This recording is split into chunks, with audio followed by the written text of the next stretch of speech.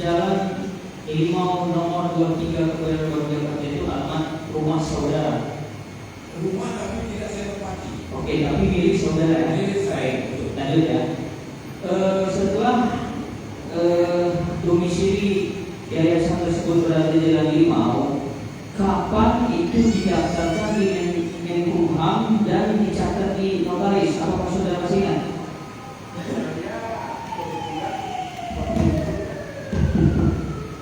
Karena itu baru awal, saya tidak banyak ikut proses pembentukannya. Ya. Yang seingat saya, yang aktif itu sekretaris yayasan Pak Marwadia. Seingat saya begitu. Baik, nanti kita bantu Pak ya, kita tunjukkan bahwa ini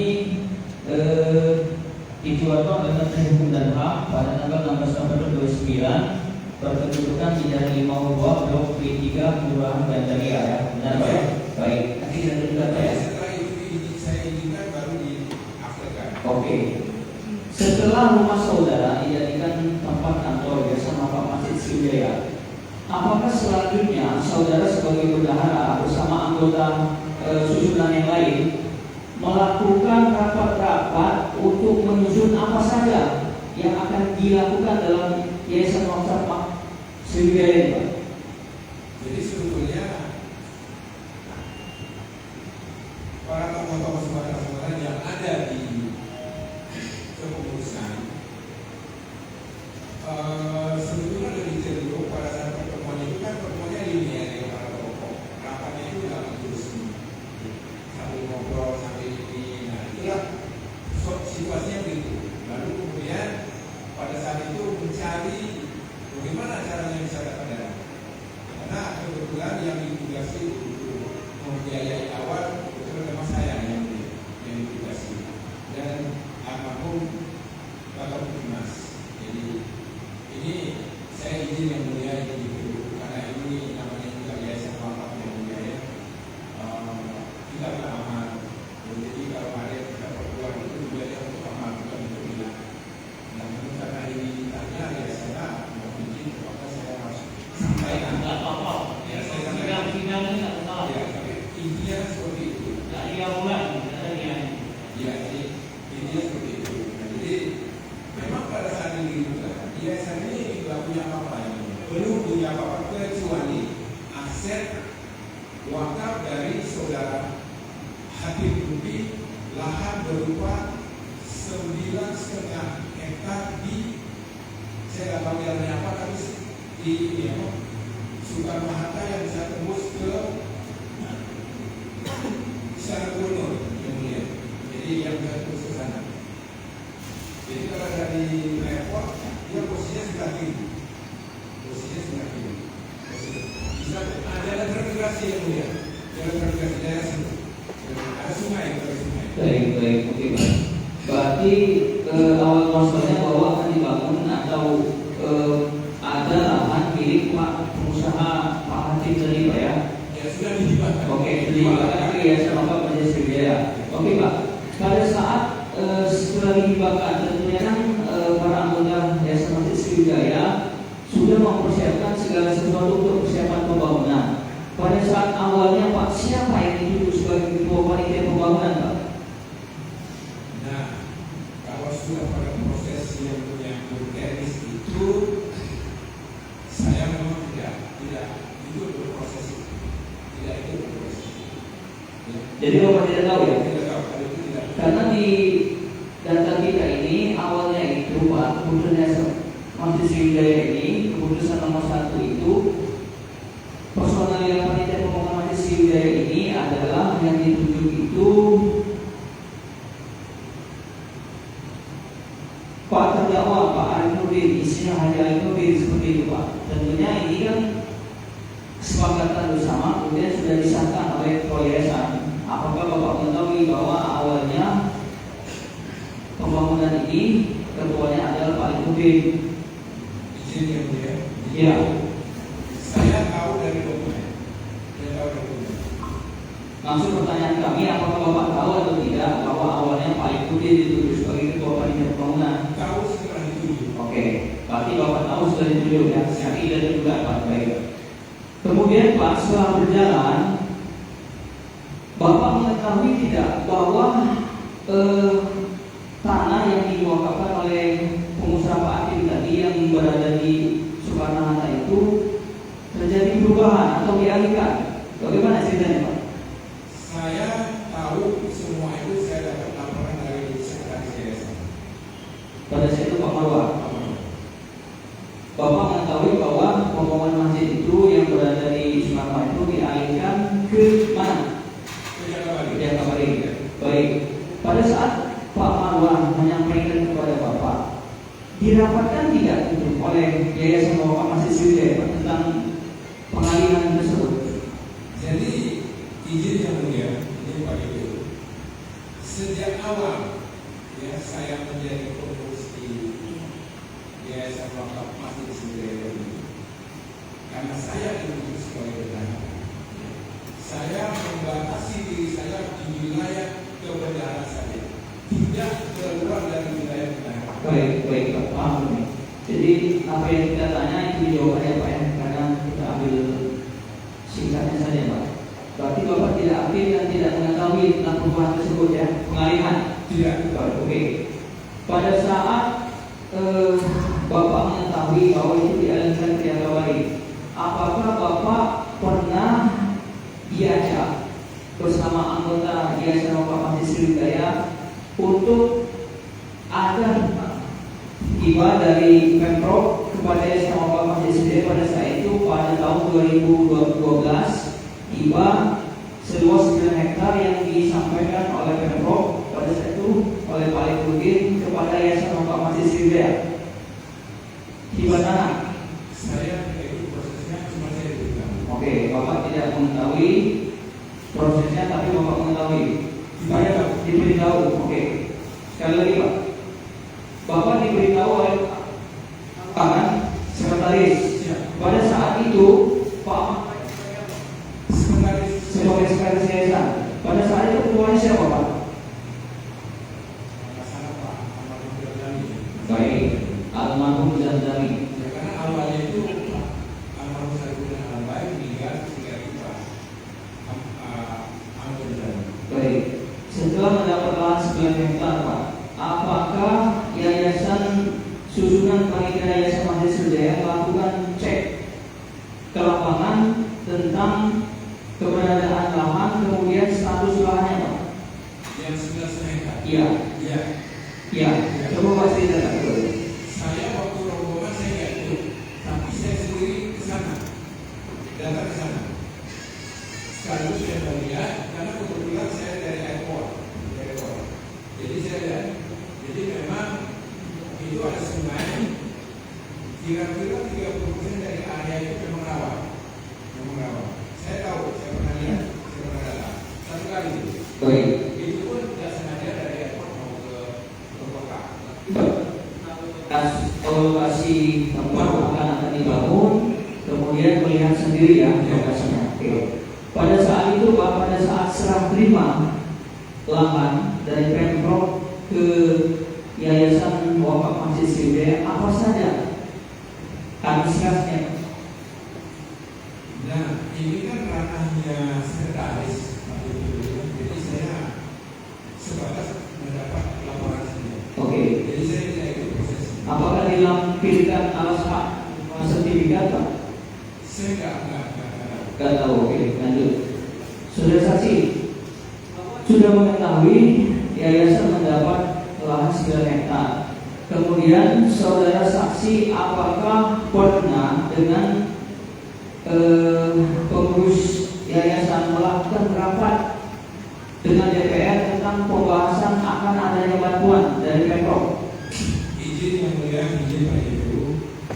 Sekali lagi saya tegaskan, di luar ranah kebenaran saya tidak boleh. Baik. Kemarin ada beberapa saksi yang telah kita periksa bahwa Pak Marwah, kemudian Pak Tobi pernah bertemu di salah satu tempat, yaitu di salah satu hotel di Jakarta dan juga di Istana Gubernur kediaman Pak Al-Mudir. Pada saat itu apakah saudara pernah ikut dan hadir membicarakan tentang adanya bantuan hibah untuk pembangunan wakaf masjid sendiri? Tidak tahu ya. Oke. Lanjut Pak. Pada saat Bapak ditunjuk sebagai bendahara Yayasan Wakaf Masjid Sriwijaya, tentunya Pemprov akan membantu dana hibah Pak. Untuk tahun 2015 berapa hibah yang diberikan Pemprov kepada Yayasan Wakaf Masjid Sriwijaya? Saya tahu diberitahu oleh Pak Marwah bahwa kita akan mendapatkan hibah 50 miliar, tapi prosesnya tidak tahu. Saya sendiri saya tambahkan, begitu mendapat kabar dari itu pada saat sidang KPS ya, rapat dewan pembina, saya sudah merasa keberatan menjadi benar. Begitu mendapat informasi, makanya saya sudah sampaikan kepada dewan pembina, saya akan memberikan pada saat itu. Sebelum dan lagi sesuai yang disampaikan oleh Pak Madu dari sosialisasi pada saat itu. Baik, saudara sebagai bendahara Pak, tentunya kan ada tugas dan tanggung jawab di panitia pembangunan tersebut Pak. Karena di SK ini ada beberapa panitia yang ditunjuk, salah satunya ketua panitia pembangunan, bendahara, kepala divisi hukum dan lahan, kepala divisi hukum pembangunan. Pada saat proses akan dilaksanakan kegiatan pembangunan Masjid Sriwijaya, apakah Bapak sebagai bendahara bersama anggota Yayasan Wakaf melakukan rapat untuk proses kegiatan yang akan dilakukan, baik itu tender perusahaan yang akan ikut, kemudian sampai siapa perusahaan akan dinyatakan sebagai pemenang? Pertanyaan saya, apakah Bapak mengetahui diajak bersama pengurus Yayasan Wakaf Sriwijaya untuk kegiatan proses pembangunan Masjid Sriwijaya? Tidak pernah. Karena saya tidak masuk ke wilayah pembangunan. Saya ini bendahara yayasan, bukan bendahara pembangunan. Baik. Apakah Bapak mengetahui siapa perusahaan kontraktor yang dinyatakan pemenang untuk kegiatan pembangunan Masjid Sriwijaya? Semua itu saya mendapat informasi dari Pak Marwah. Jujur, betul memang kalau dari Pak Marwah saya tidak ada komunikasi. Karena memang dia yang ditunjuk yayasan untuk menjadi yang incas di yayasan untuk pengurusan eksternal, memang Pak Marwah. Sehingga jadi saya informasi khususnya terkait dengan kebutuhan negara dia sampaikan ke saya. Ada. Baik. Sebagai bendahara, saudara kan melakukan pembayaran, ada beberapa kali pembayaran untuk kegiatan setelah berjalan kegiatan pembangunan Sriwijaya, baik kegiatan fisik maupun sebagai ada kontraktor pengawas proyek. Yaitu pada tanggal 8 bulan 1 2016, saudara sebagai bendahara melakukan pembayaran terhadap pengawas MK sebesar 1.255 juta. Tanggal 12 bulan 1 2016, pembayaran ke kantor Berantas Adi Braya 48.500 juta. Kemudian tanggal 4 bulan 3 2016 melakukan pembayaran untuk administrasi proyek sebesar 240 juta. Dari 3 tahap pembayaran tersebut, saudara sebagai bendahara pada saat itu, apakah saudara sebagai bendahara melakukan pembayaran, melakukan penelitian atau verifikasi terhadap data-data untuk ketiga pembayaran tersebut? Atau saudara uraikan catatan saudara? Izin yang mulia, Pak Ideo, jadi saya memang kalau di bendahara ini memang fokus. Jadi pada saat saya menjadi bendahara, saya membayar di periode saya itu ada 3 tagihan. Ya. Yang pertama tagihan dari kontraktor, yang kedua tagihan dari konsultan konstruksi, yang ketiga tagihan biaya administrasi proyek. Ya. Itu yang dokumen yang disampaikan oleh sekretaris yayasan kepada bendahara. Lalu saya bilang dengan Pak Marwan, saya manggilnya Mama. Mak, tagihan ini sudah dicegah, sudah diklarifikasi, sudah pernah. Ini masa ini supaya seperti apa adanya yang dulu. Saya tanya, sudah ceknya sudah verifikasi sudah. Lalu saya bersama-sama dengan Pak Marwan dia mengecek kelengkapan tagihan tersebut. Ya. Saya cek sudah lengkap dan sudah diverifikasi. Lalu saya sampaikan dengan Pak Marwan dia, Mama bawa ketua dulu dokumen ini. Izin yang mulia ya, supaya ini seperti apa ada yang ada pasukan kami. Kemudian mau bawa ketua dulu, suruhkan. Dibawalah dokumen ini yang sudah diverifikasi. Dibawa ke Pak Marjan telepon saya. Tidak, itu bendahara. Kan bendahara ya, ketua dulu saja. Jadi bawalah balik ini, dokumen ini oleh Pak Marjan. Kembalikan lagi, karena saya tak mau tanda tangan, Pak Marjan tanda tangan, Pak Marjan telepon saya. Itu kan dulu lah, itu kan bendahara ya, ketua dulu. Ketua buat perintah, ketua presiden, baru ini. Dibawa lagi oleh Pak Marwan dia, ke ketua. Apakah itu besoknya atau saya sedang lupa saya. Dibawa lagi saya. Dibawa saya lihat sudah verifikasinya sudah ada. Dan dia buka, yang perlu kita batasi dulu, kita sepakat bahwa prioritas saya hanya membayar uang muka, bukan tender pembangunan. Dan uang muka ini dibayar ikatannya adalah perumahannya kontrak, di mana di kontrak menyebutkan ada uang muka yang harus diberikan. Jadi pedomannya. Lalu kemudian salah siang Pak Marwan ini adalah rumah saya. Dari rekor mana dari mana di rumah, sama berbeda. Tidak, datang rumah, dibawa ke kemudian yang lengkap sudah kita tanda ketua dan cek semua sudah diverifikasi. Saya sebagai bendahara yang paling saya concernkan itu di samping dokumen-dokumen yang lain adalah jaminan pembayaran uang muka, garansinya. Itu concern saya yang utama. Karena misalnya meleset yang mulia, dia kasih jaminan uang muka itu bisa dicairkan. Itu intinya begitu. Saya menerima dokumen, sudah diverifikasi, sudah ada perintah bayar dan sudah ditandatangani oleh ketua. Dan ceknya juga sudah ditandatangani oleh ketua. Saya hanya menambahi tanda tangan. Ini 3 bulan. 1,2 miliar, 1.255 juta 39.500 untuk pembayaran manajemen konstruksi.